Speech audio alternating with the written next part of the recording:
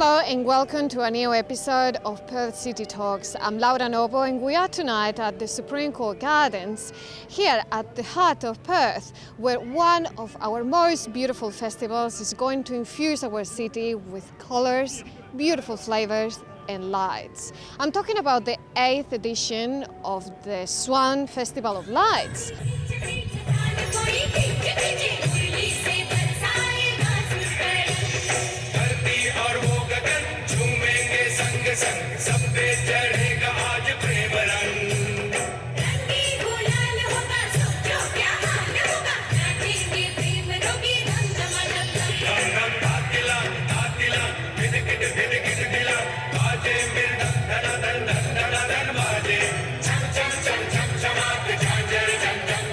You're celebrating Deepavali. What does this festival mean in the Indian tradition? The festival Deepavali, which is like the biggest festival of India, is like Christmas in the West. So Deepavali is basically, it's about light. You know, this, light is a universal theme and it's there in all religion. So it is the light conquering the darkness within. So giving that enlightenment. So that is Deepavali. Deepavali is a festival that falls just between autumn and winter in northern. Remember, it's a northern hemisphere we're talking about. So the change of seasons always disrupts the mental psyche. So in our culture, the idea is to have festivals at this time that involve prayer as well as celebrations. So we pray in the morning and we feast at night. Basically, our celebrations involve fasting and feasting. And how do you achieve this? How do you conquer the darkness, that inner darkness, with light? How do you do it? Through what? As a tradition, what they do is that they get up very early in the morning and then they will have an oil bath kind of a thing, and then after that they go and do fireworks. And then after that they will share all the sweets which every family, mothers and grandmas make. They'll take to the other neighbors and share with them and celebrate Deepavali. And that's how it's celebrated. Deepavali is celebrated all over India in that way, in the fashion. In the West here, Annalakshmi and Temple of Fine Arts and Saraswati Mahavidyalaya, the way what we are trying to achieve is share this great culture and showcase and share with the local community. And Australia being the biggest multicultural country in the world, one of the biggest. So we like to welcome all the people from all religions and from all over the world who lives here to come and celebrate this festival together with us. So we took a theme of showcasing Indian culture plus welcoming all the other culture together to come and celebrate. In that way, everybody comes and get a chance to see what it is, share. One of the biggest attractions of this festival are the performances. What can you tell us about what you're going to be doing these next 3 days? Firstly, we'll be showcasing the best of Indian culture. So all the different classical styles this year, and we're showcasing a production, Ramayana, it's an Indian epic, and of course multicultural groups as well. Yeah, lots of multicultural groups are also, as usual, they are coming to be with us, and it's become a common normal for them now to be part of the festival, and that's really happy. It's very heartwarming for us that they want to work with us. And of course, the styles that we teach and we perform are Bharatanatyam, Odissi and Kathak, which comes from Tamil Nadu, northeast of India and Orissa, as well as Uttar Pradesh, North India, near Delhi. And this year, I suppose Arun has told you that our host country is Gujarat. So we're going to be having a big garba. That's a typical form of dance that comes from Gujarat. And it's showcasing Gujarat, of course, this year. This year you want to showcase the state of Gujarat. And I know the Gujarat community of WA is helping you in this.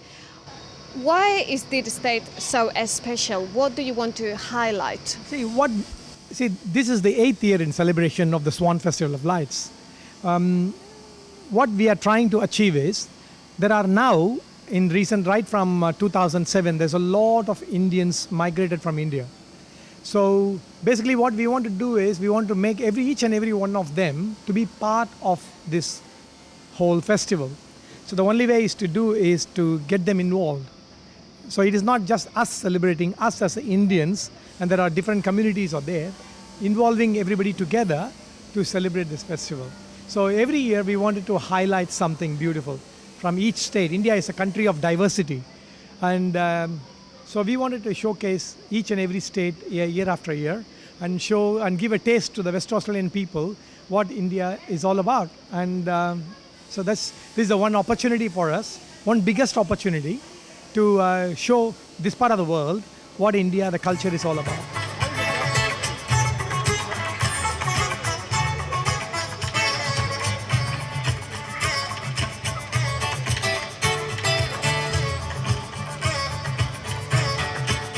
One of the two epic poems of India, very famous ones, one is the Mahabharata, the other one is Ramayana.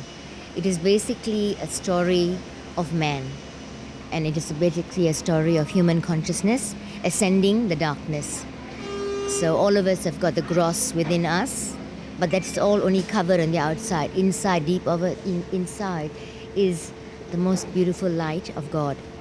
So when all the different layers of darkness peel off, then the light is revealed. Actually, it's universal. It doesn't apply just to Hindus. It's a universal concept. I've been told that you will be doing your makeup and your costumes very shortly. Yes. I believe that they will be very colorful, very impressive. What can you tell us about those probably traditional clothing? Yeah, it takes us a very long time to get ready. Yeah, even if it's a 5-minute piece, yeah, it takes a while. And of course, it showcases all the different jewelries that come from different parts of India. So like Bharatanatyam, they have special makeup for that and special hairdo for that. Different kinds of jewelry for different kinds of... but also ornamentation is a very important part of Indian culture. Right from a child is born, they're taught how to put the kohl, and then they're decorated there, and then they use the henna. Bindi. Jewelry is really such an important part of Indian culture, because art, it just permeates through everything that we do, right from the way that we eat, the way that you dress, the way that you draw your eyes, the way that you do anything. So everything becomes part of this artistic culture, and that's what we're really trying to promote in Australia, to show that... And share. Yes, and share. Exactly.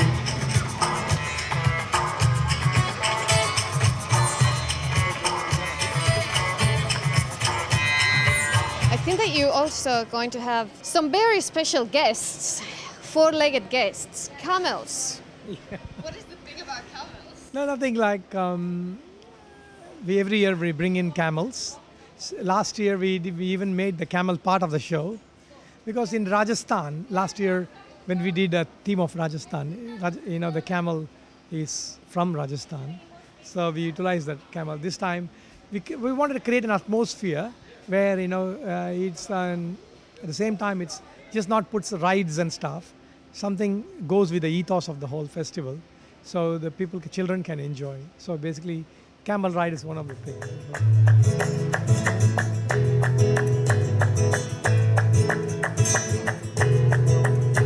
Also, this year we've invited the people from the community to come and recite with us the Sanskrit verses from the Vedas, and that's just to promote peace and harmony in the world. So they'll be doing that, and while that's being done, I'll be painting. And then it goes into the different multicultural dances. Yeah, and then we end the performance with the Ramayana, the production that we're going to showcase, and it ends with fireworks at about 9.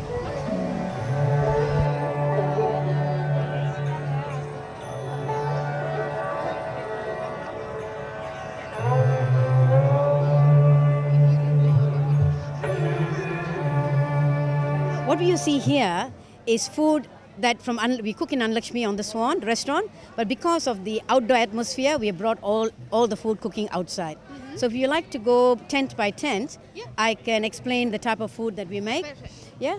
So what you're seeing here is a snack variety.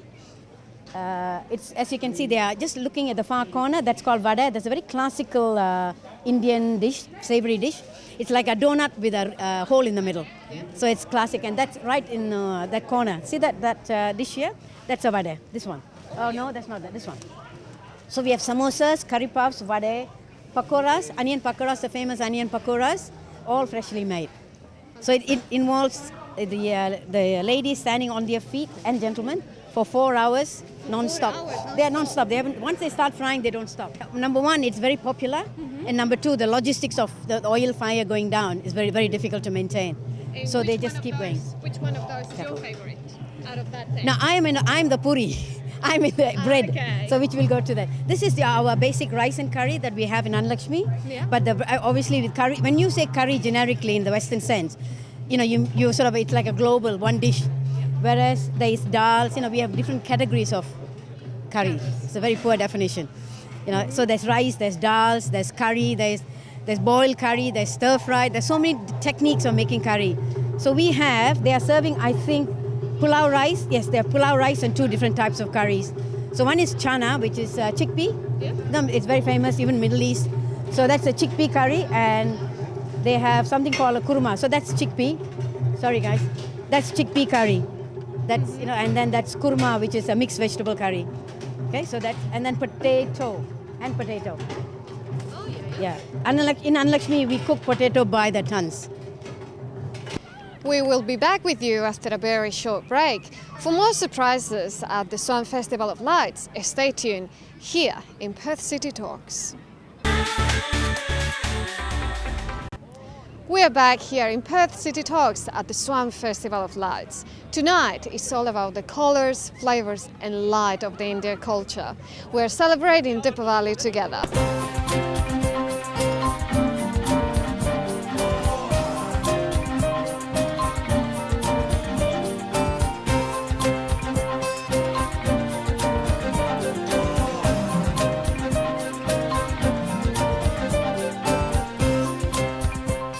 Come inside. So puri is our speciality. So you can see the ladies rolling, and the rolling has to be precise. So the dough is pre-made. The rolling must be exact, like any bread. So this is not. There's no leavening agent in this. Okay. It's unleavened bread. Yeah. But to do that, it has to be fried in deep fried oils. So the puri, once it's rolled, has to come up puffed like so. Can you see that puffing up? So that's puffing because of the heat. Yep. So the technique of rolling and the heat that you're controlling that makes it puff. Then it stays puffed because of the texture of the flour that we've used. Yeah. So that really is a secret, yeah. But even it's like any other bread. Yeah. The grinding of the wheat, the texture of the wheat is so important to make that sort of lovely puffed look. It's appetizing when it's puffed. It can come very flat and looks very unappetizing. So that's our puffed bread. And there's a nice story. If you're hungry, the bread will rise. Oh, really? So a lot of hungry people around. It's coming nicely. In other words, a samosa chaat means there's a samosa at the bottom. Yeah. Then they put fresh items like potato. That's mooli. That's what's mooli? White radish, cucumber, and a bit of sprinkling of something called save made of besan flour. That's chickpea flour. This is chutney. This is mint chutney and tamarind chutney. Delicious. And that is samosa chaat. Now I hope you made it look good, guys. Always. So there are 3 or 4 varieties, but because it's a high intensive, it's quite intensive because everything is just put fresh. We can't pre-make it because everything goes soft.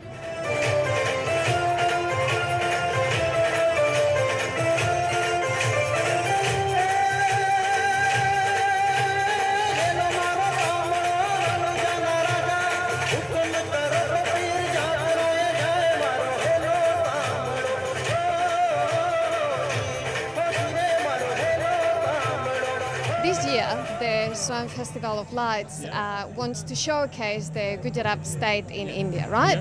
So today you have here a lot of handicrafts of that area. What can you tell us about these artworks? This handicraft, my wife, she makes it here, and we make everything here in Australia. Okay, this is like a dancing village, a traditional village dance from India. There are few things like the candles, the lights, diyas. Okay, these are the jewelry boxes. Okay, this is called the mural art, specially, and that is symbolic bull cart. In ancient time, people used to have a cart, so that is symbol of a bull cart. That's all we make here.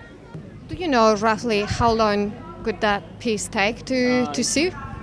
That takes around 10 days, 15 days. Yeah, that's a long time. So- What can you tell us about this clothing here? Is that traditional clothing for Gujarat? Yeah, this is traditional clothes of Gujarat especially from the the Kutch side, Saurashtra side. They wear this all the different colors. I mean, they don't wear right now, but like usually we put on there some traditional occasions. But that is from Gujarat. Yeah. Are these traditional clothes the ones that you could be wearing, or like ladies could be wearing to celebrate Deepavali? Especially we don't wear in the Diwali. We wear in the Navratri. That is our dance festival for 9 days from Gujarat. So we wear these clothes in Navratri.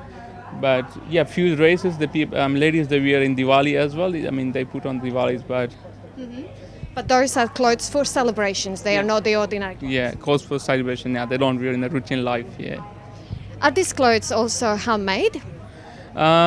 Few things. There are few patches. We call them patch. On the top, the patches are homemade. I mean, they're handcrafted. A few things are machinery print, but like many things in the clothing they are handcrafted. Yeah.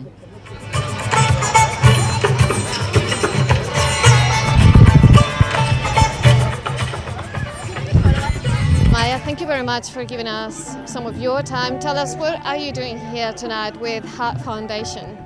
Thank you very much for having us. We've got our Lock in the Love campaign here tonight. So it's a quirky thing based on the Paris Love Locks, a fun way to raise awareness and funds for the Heart Foundation. So people for a $10 donation can write a message of love, happiness, someone that they've lost, and lock it into our installation. And all the money's raised for heart research. This is our first time at the Swan Festival of Lights, but the Heart Foundation's Lock in the Love campaign launched Valentine's Day 2015. So we were in Murray Street Mall leading up to Valentine's Day as a bit of a love campaign. So we'll be back in Murray Street Mall in 2016, the 29th of January to the 14th of February. Nice little Valentine's Day finish. To come down, $10 donation to the Heart Foundation, take a selfie, hashtag Lock in the Love, and it's all for a good cause. I see you, very well decorated. Is this the first time that you get a henna tattoo? Yes, it is, yeah. And why do you decide to get a henna tattoo tonight? Well, it's our first time and my friends had one before and I just decided to give it a go. So, Pretty similar. I've seen it on TV and I've seen friends with it, and I just think it's really pretty. I think it's just a really pretty thing to have done. It's lovely. What can you tell us about your design? Did you choose your design? no, she just went ahead and did whatever she wanted. It's really creative what they do. Henna tattoos are this very important tradition in India, right? Why? It's because India is a very hot climate, so these henna tattoos are made out of these leaves and plants in India, and they're to cool down the body, and it's also very decorative. So it's usually done before weddings or before huge processions or festivals to indicate celebration or joy. The designs, do you make up them yourself, or do you have patterns that you repeat, like any particular established patterns? There are many people who do henna who they either make it up by themselves, like I tend to make it up on the spot, or some people have a base design and they work around that. And sometimes you even have customers requesting for certain designs and we have to cater to them. Do you think that this is one of the most popular stands at the Swan Festival of Lights? Yeah, I do, because you can consume food and you can watch the show, but one thing you can take back with you, whether it be the design or anything, is something that you've had on your body, like henna. So it's like a memorabilia to SFOL, yeah. Do the mandalas have something to do with the designs that you use for your henna tattoos, or it is something completely different? Mandalas are a form of a certain set of designs that we do use for the tattoos. It's not generally anything, it's just a lot of people associate that with Indian culture, so they prefer mandalas, but it's just a random design that we use as well. Yeah.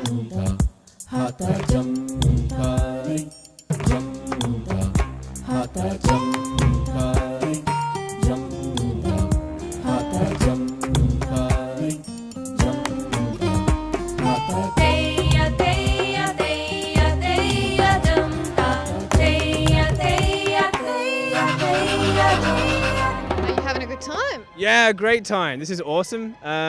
One of my friends is volunteering doing the cooking here, and she invited us, and so yeah, fantastic. Definitely coming next year. It's really good that they're bringing the culture into the heart of the city, and like the Japanese drums as well. So it's like multicultural. It's really enjoying. The food is great. The events are good. There's a lot of people here, and I like it. And what drew you to here tonight? Well, my wife was a volunteer here, so I need to go here as well. Might as well try what's in here. Yeah. I tried way too much food. Now I'm having a bit of a food coma. And it's all fantastic and it's all authentic Indian. Well, not all of it is, but the ones I tried are, definitely. And a look at what has been going on the stage. Yeah. And what has been your favorite performance? I saw only one, so I don't remember the name, but it was very colorful, very nice. And I think lots of them anyway. All of them are really interesting, and everything is well done and well prepared. One of my favourite things when I first arrived, I thought, I don't know where my friend is. I'm just going to stand under this little tree with little orange lights instead of flowers. And on the back of the sign, it just said, Cancer Council, blah, blah. And I thought, that's not very important. But when I came around to the other side, it said it was the tree of life and light, and it explained what that little tree with the orange lights on it was all about. And it was so profound. One of the lines on that sign said, in this world of greed and selfishness, this tree is here to remind us that, we're all part of one thing, where we're rooted together, and then we come out and we are all little sparks, but it's important for each spark to not be selfish and to remember that without the other sparks, you won't be here. Yeah, so that was really touching.